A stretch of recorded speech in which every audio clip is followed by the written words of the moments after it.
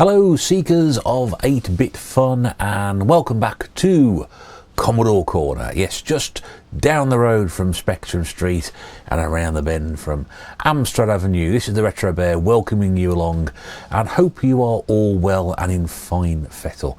Yep, another episode of Commodore Corner. Firstly, thank you very much indeed for watching this video. Hope it is your liking, and if you are back here either as a returning visitor or indeed come across this channel by accident, welcome aboard, and nice to have you with us. Yeah, so thank you very much to everybody who welcomed Commodore Corner back in 22 on the last episode last week, which was great to see. Quite a lot of interest there, a lot of 8-bit interest at the moment, which is really good around YouTube. It's nice to see these old systems which some people really cherish and some people just can't understand, but a bit of a renaissance going on, I suppose. Really, quite a few of us doing the old 8-bit videos, so good to see so many people interested in that, and hopefully, you know, we'll keep these going for a bit longer. I did say I'd try and do maybe one every week or 2 weeks, so here we are the week after we've done another one.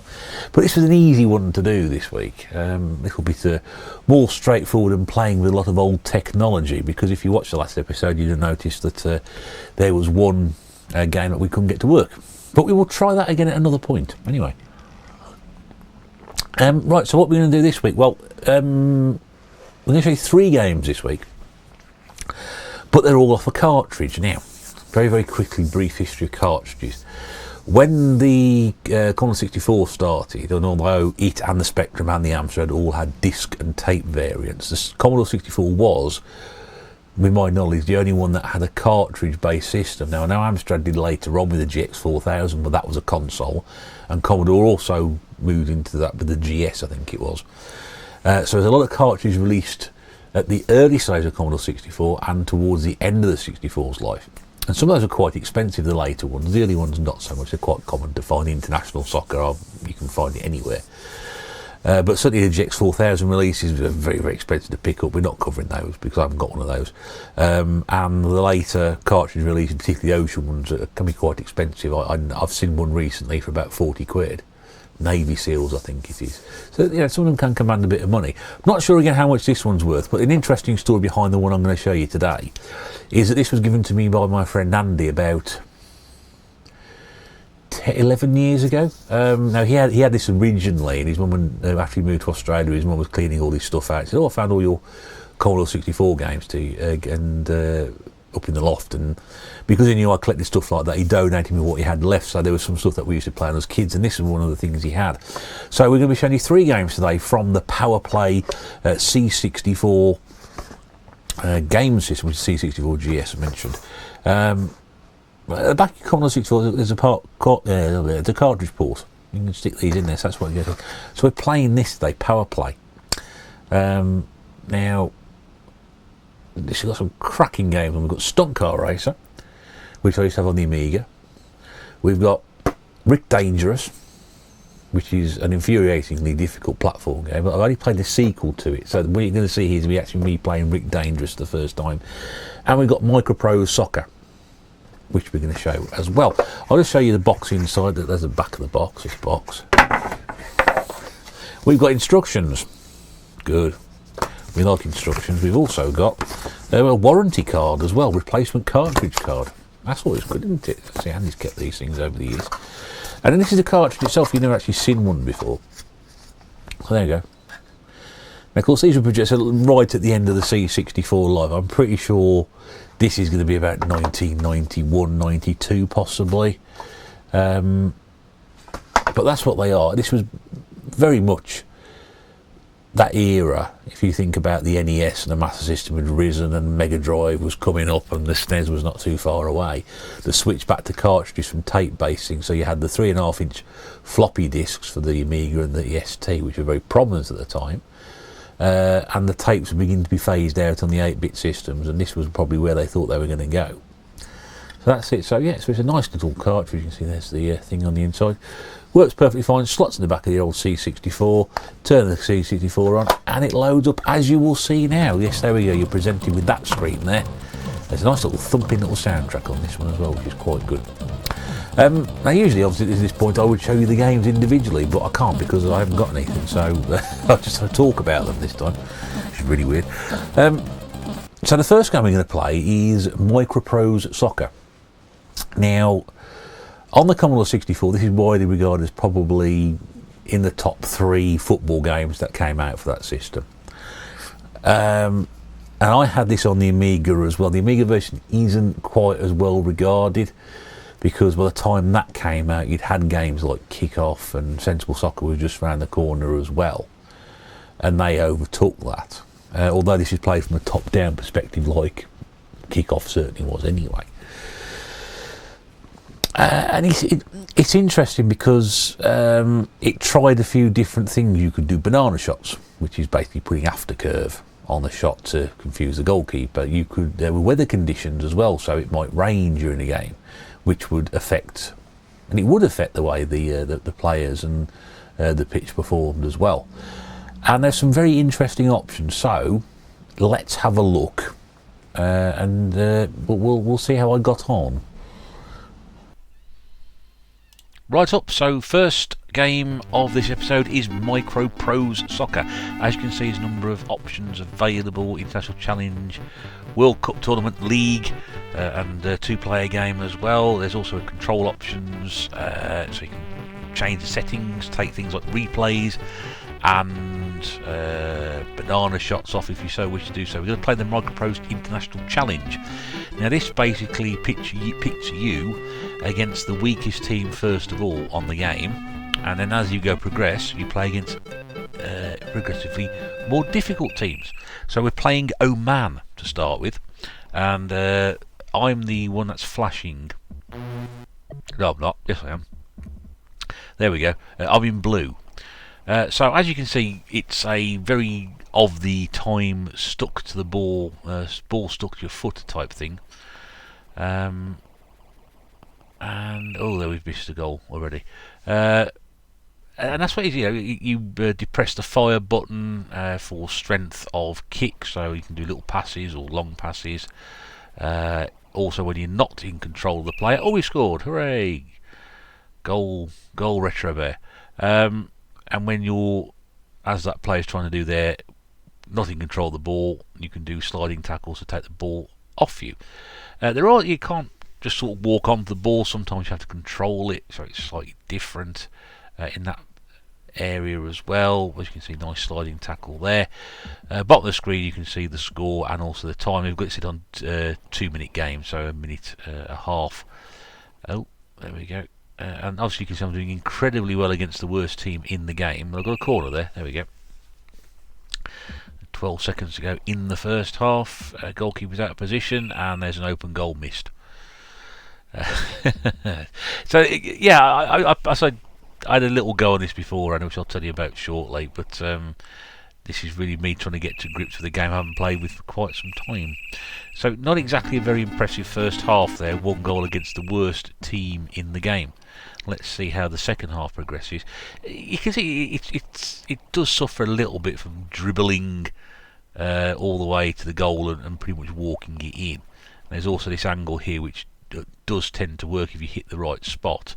The goalkeeper tends to dive in the wrong direction. Now you can just say, I just tried to take that ball then. As I was running to it, I didn't quite control it. So it's very, very strange. It's an interesting option as well. You don't have to. Usually, what it will do is give you the player automatically close to the ball, but sometimes it doesn't do that. You can actually pick the option and say, actually, I'll have the man closest to it and make that selection yourself. So there's a little difference in that, but we're not exactly setting any records here, are we, lads? She's pretty. There we go. Nice one there.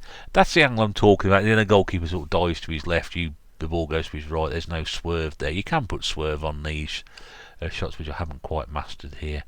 But I mean, the whole thing looks pretty good, doesn't it? You've got the action replay. That was definitely something which wasn't around at the time. There are games with weather conditions on as well, so you do get a bit of rain, which does affect the way the ball moves around. It affects the way the players do the sliding tackles. See if we can increase the goal difference just slightly here. Oh no. Oh dear me. And there you go. So a rather, what's the word, unconvincing 2-0 win for the Retro Bears. So we'll play the next one. We're up against Cameroon in game 2. Again, they should be progressively slightly more trickier to beat than a man, but not an awful lot. Well, that didn't take long, did it? There we go, 9 seconds. I failed to do miserably during most of the 2 minutes in the last game, and in the 9 seconds I'm in front. One thing that I don't like about this game so much is the fact that you do have to control the goalkeeper. It's not an automatic goalkeeper, so that really does, I say, detracts from it, but it makes it incredibly difficult. Then he scored. Then it makes it incredibly difficult when the action switches after a player of the opposition had a shot, and all of a sudden you're controlling the goalkeeper. And believe me, that was an absolute nightmare in a couple of games I played prior to this. And again, also things that are missing here, that you've got this one angle over the top. That's it. There's nothing else. You can't actually switch the view. It has to stay like that. Also, you can't. Oh, so you can control the goalkeepers. The goalkeeper had to come and get that. Usually you let a defender on. There's no heading as well. I would head that ball on, but you can't change the angle. And obviously, there's no pitch map or anything like that where you can see a layout of the pitch where players are, so you can do precision passing. No, it's not that technological. But then again, I think this game was released in, say, 1988. You wouldn't have even thought about things like that. Yes, you might have done a side-on view, but it still wouldn't have made much difference. And again, I don't think it's 11 versus 11. I think this is maybe 7 against 7 or 8 against 8 or something like that. It's not a full complement of players.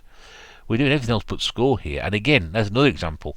You can't just walk up to the goalkeeper and fire the ball. You've got to maybe put a bit of the old banana shot on it. But anyway, we've got 2-0 up now. So 2-0. And I like that little rewind feature. That really adds something to it.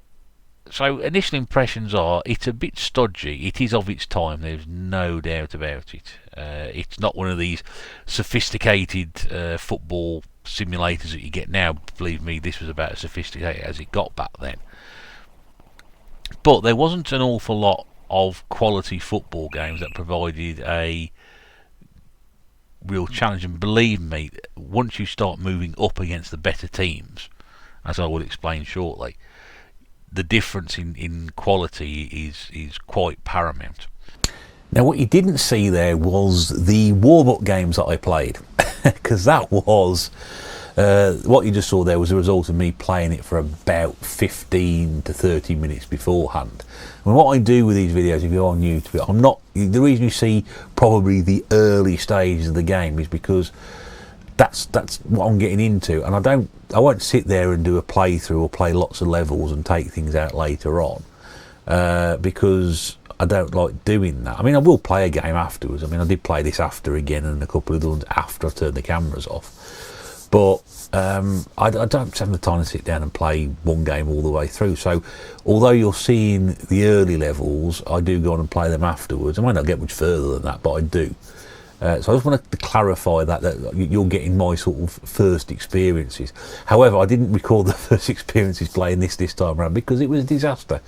I played the World Cup option. 2 times in a row I chose England, and 2 times in a row I got Brazil in the same group. And Brazil are like one of the top teams in the game, and on both occasions I was hammered. Second occasion I got beaten 7-0. So yeah, that's why I've started this. And that option there, as I explained, that it was you start that it's like 11 up to Oman are the worst team in the game, and you get a slightly different team increasing with difficulty levels. So although those going to look relatively simple, believe me, playing against a half decent team, I think I played against Chile and lost as well. I even struggled against Algeria of all teams. It does get more progressively difficult. What are my opinions on MicroPro Soccer beyond what I've said in that video there?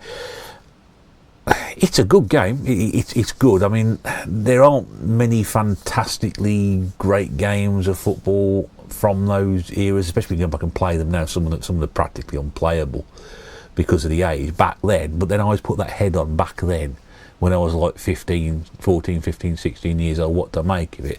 And I thought, we used to play it for quite a lot of time back then. It was very, very good. Playing it now, it's a bit clunky. It's a bit, the ball stuck to the feet, which is something they got away from, which I don't like.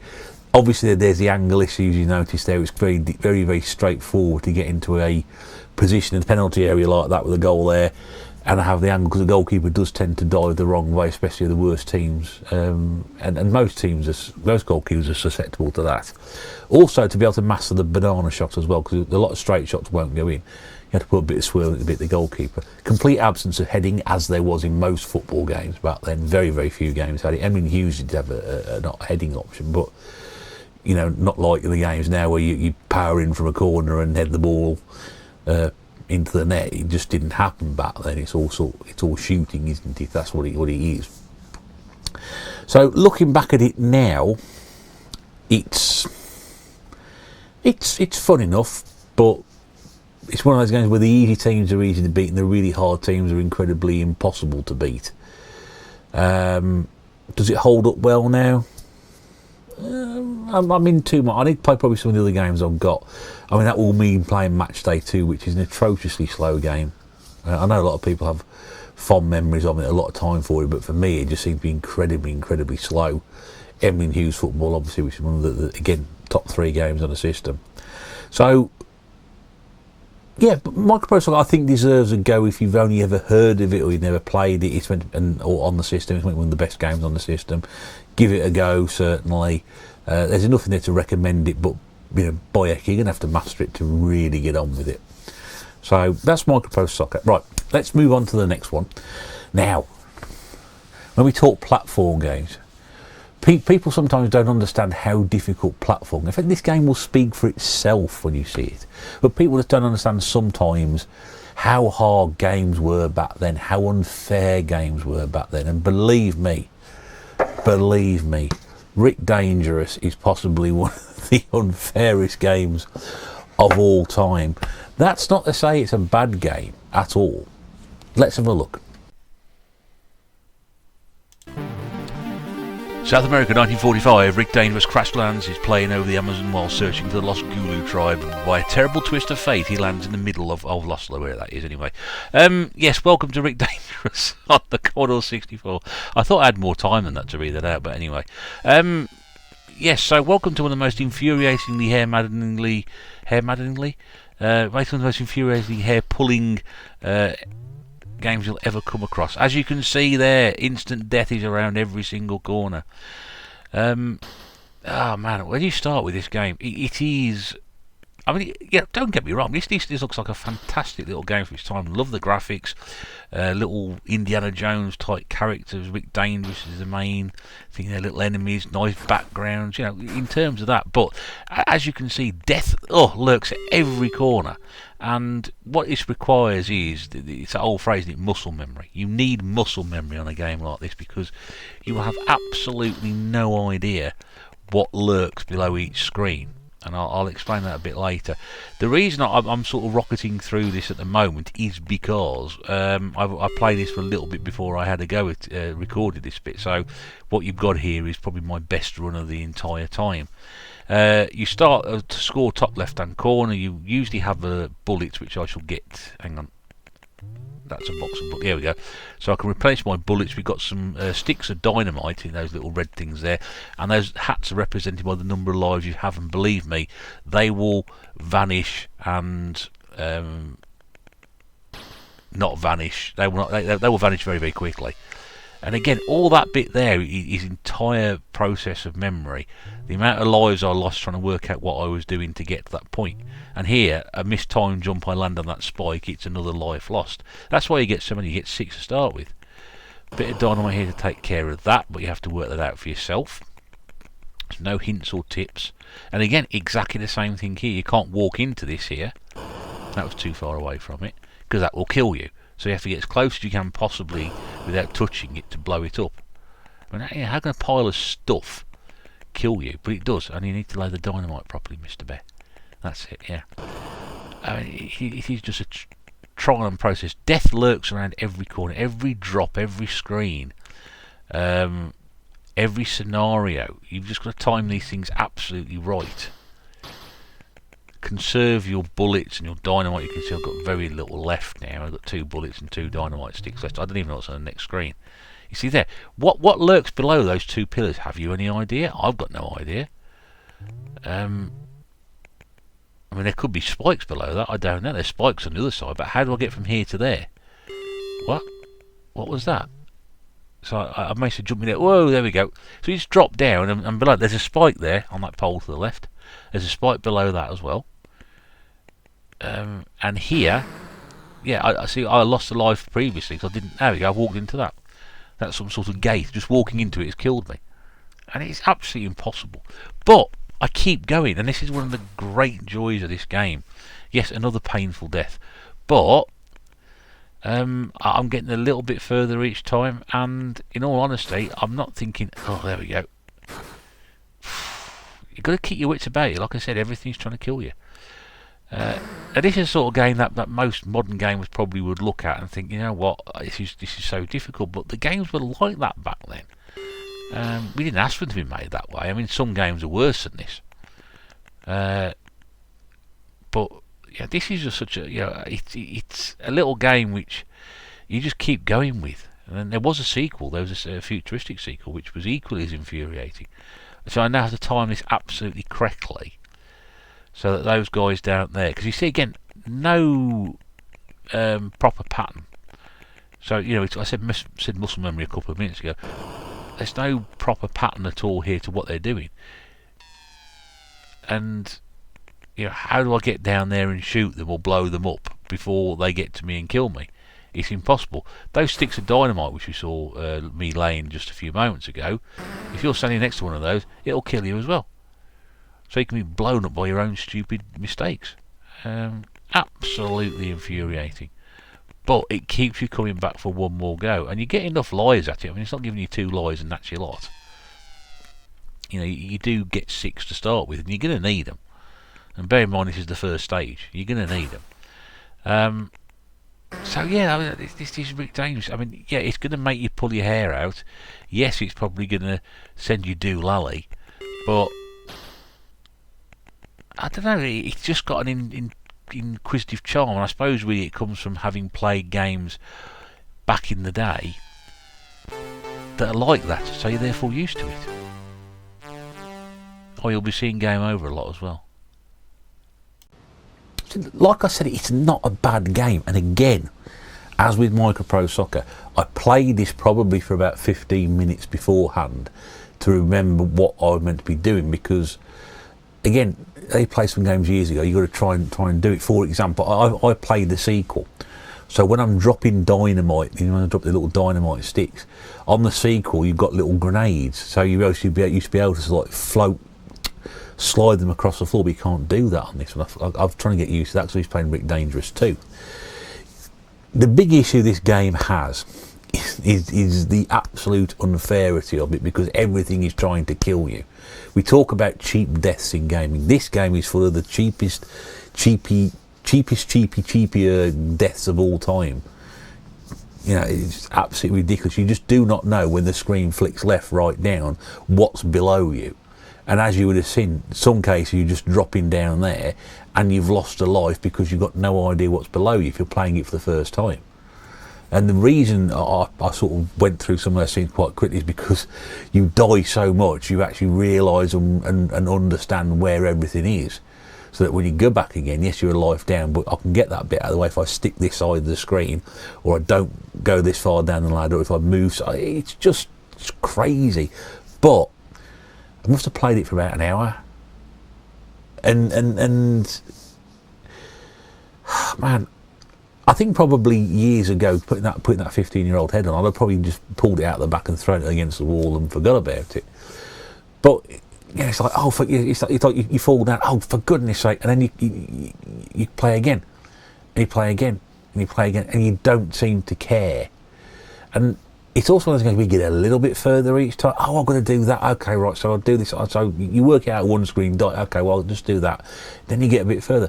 So, yes, on this side, right, this side here, it's incredibly unfair. It's a nasty game. It's horrible. Why would anybody want to play this? But on this side, it's like, oh, hang on a second. Well, I'll get a little bit further each time. I know what I'm doing. And actually, sometimes you have a bit of luck and you can get a bit further than that and a bit further than that. Think, oh, I've done really well there. And then you'll hit a wall and you'll just lose all your lives in about 2 minutes. And it's generous with the lives. You know, some of these games back then were one life, one death hit. This one isn't quite so bad. It gives you lots of lives, but it doesn't give you a huge amount of scope in between. So, I mean, yes, if you want a challenge, this is absolutely a game you must get. It looks pretty good, you know, for Commodore 64 game, looks really, really good. But if this is the sort of game that is going to drive you up the wall and you know you're going to hate it, then don't bother, because it will have you pulling your hair out. The sequel, so Rick Dangerous 2, which I played on the Amiga, I very much enjoyed that game. It's exactly the same process. I think it's just set slightly differently, whereas it's more of a superhero type. It's more futuristic, but it's very, very good. And the two games back to back, I mean, you know, if you're getting your money's worth, you're picking these games up for, you know, a few quid at a time nowadays. Yeah, they're cracking value. They will keep you busy for a very long period of time. People talk about longevity and game hours and whatever. These will keep you busy. But there you go. So that's Rick Dangerous on a Commodore 64. I recommend that one, certainly. Final game of this episode of Commodore Corner is one of my favourite games on the Amiga, which is Stunt Car Racer by the legendary Jeff Crammond, who went on to produce the early Formula 1 games on the Amiga and the PC. And this is a racing game. We all like racing games on this channel. Very, very popular. It's a racing game with a difference in the fact that it's not just you going around the track. You're going around some of the most roller coaster-esque tracks you will ever see in your entire life, which we will see now, because that's why you're here. So we move on to Stunt Car Racer, and as you can see, this is the track we're racing on first of all, called the Little Ramp. Very ingenious designed courses here by Jeff Crammond. They're all, you know, resemble roller coasters. That's all I can think of. It's like driving around on a roller coaster. And this is it. Every game starts with a drop start, I believe, from memory anyway. From the tracks I played anyway, that was the case. Bottom left hand corner you have a L, which stands for the lap on. The B number stands for the boost, and that's the little flames coming out the top of the car there. That's your boost. You only get a limited supply during the race, so use them wisely. And then the little figure below that, the minus figure at the moment, minus 96, that shows you how far in front in terms of distance you are from the person you're racing against. So that will go up and down depending on what speed you're doing, what speed they're doing. Look at these massive jumps. Whoa, look at that. Wow. And then bottom right hand corner is your time. You've got your speedometer, which is the red line going across there. That should be, I think it stands for 170, could be kilometres an hour, I don't know. As we go around the bend there, and all these jumps coming up there we go, time that correctly. The key thing to watch though here is the top of your screen, round where the frame of the playing area is. You'll see a little line which will go across as you go through. Now that is actually damage you're causing to your vehicle by going through corners too quickly, or taking jumps too high or too fast or whatever. And then during the course, we have a really, really bad accident on the right hand side. Little holes will appear. Now you get too many of those holes, you'll actually damage your vehicle and the race will be over. So you've got to be very careful to conserve your boost, not to go around knackering your car suspension, and making sure that all those jumps are absolutely fantastic, that you're not actually putting your car at risk. And also, death lurks at every corner, does it? Yes, it does. Because if you go off the track, there's a big drop to the bottom, and you have to be lifted back onto it. And pretty much so, if you crash once, it's very, very difficult. If your opponent gets so far in front, you can see here I'm like 767 ahead. If your opponent gets your opponent gets about 1,000 in front, it's pretty much race over. There's very little comeback you can do from there. But yeah, I mean, you know, compared to how some Commodore 64 games perform in 3D, this one isn't too bad at all. Now, I will be honest, this is probably after about 40 or so minutes of playing it and various humiliations and falling off all the tracks. So this is probably about the best I've done. I did chop a lot of footage of this video. Just to give you an idea, I thought, well, I'll show you how successful I was. This is how I remember playing it when I was on my Amiga, because I had this on the Amiga back then. And I didn't play much of this version, but I've got to say, apart from the fact that it's brown, which I know somebody will pick up upon, it's it's not bad. I mean, it moves at a very, very good pace, doesn't it? I mean, it's not a slow racing game compared to some 3D efforts. The track design's brilliant. It handles particularly well. I mean, the only difficulties you have are when you're coming out of corners and having to straighten up because you're too much on the joystick, and it's going to push you off course, and then you'll either come out of a corner sideways on and end up going off the edge, or you'll come off too close to the edge and then you'll actually fall off the track. And like I said, you don't want to fall off the track. But there we go. So this is lap 3 of 3, and as you can see there, difficulty around the corner, but a big win, and I was very happy with that. So a win for the Retro Bear, which is good. As you can see, new track time, new track record. You have these little divisions you play in. There's 3 races in each division, 4 divisions. There's 2, I believe, different tracks per division, and you race your opponents, and the top scorer of each season gets promoted up a division, and you can get relegated as well. So it's a bit of moving around. So it was actually quite a good difficulty scale on this as well. It's not full of a massive amount of challenge in terms of the amount of computer opponents you have. There's only yourself and 11 other drivers in the game, but the drivers are obviously of differing ability, so you should be able to beat these people at the bottom. And I like the polygon graphics as well. I mean, I know it doesn't look particularly impressive now to people who are playing the new Dirt game or what have you, or the new Gran Turismo game, but that isn't the thrill of it here. So oh, there we go. Oh, cock. And that's what happens, you see. Trying to get out of the way of that car throws you off the track. There's a big fall to the bottom, which will be represented by a big puff of smoke. I'm still bouncing around. There we go. So yeah, a bit infuriating, that one. And it's interesting, it gives you an option to quit. If I don't remember, it was on the Amiga version, you can actually quit after one fall. But as you can see, my opponent is currently 700, 800 ahead of me, and that's going to be very difficult for me to pull back. So we'll see how we get on with this one. But I mean, it's just a fantastic game to play. I really love it. I mean, I know I'm failing miserably on this one, but it is so much fun. I think if I sat down and played it for a lot longer, I'd master it again, and I'd really enjoy it. Like I said, I love the tracks. Oh, there we go, we've fallen off again. But I can thoroughly recommend Stunt Car Racer. In my defence, I'm much better on the Amiga version, but again, I've not played that for a long time either.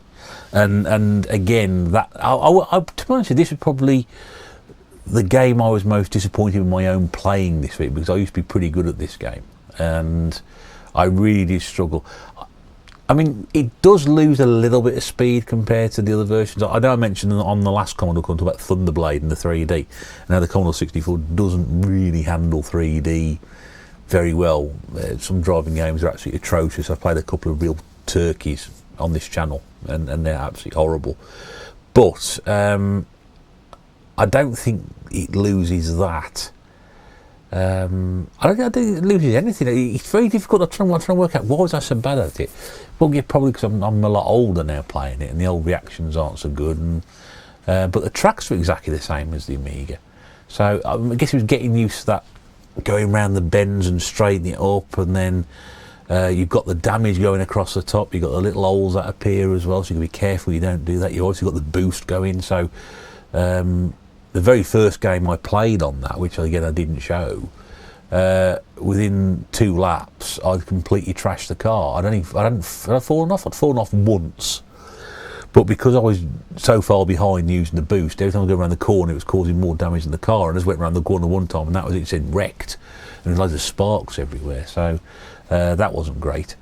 But yeah, I really did struggle with that, and I'm quite surprised. But I kept persevering. That what we saw there was probably about the end of me playing that for about 45 minutes to an hour again, and having a good go at it. So I will probably go back to it, because I still think it's a classic game. I do, and I've now got the Amiga version somewhere on a backup. So I really want to play that again and just see where I was going wrong. So I really used to love that game.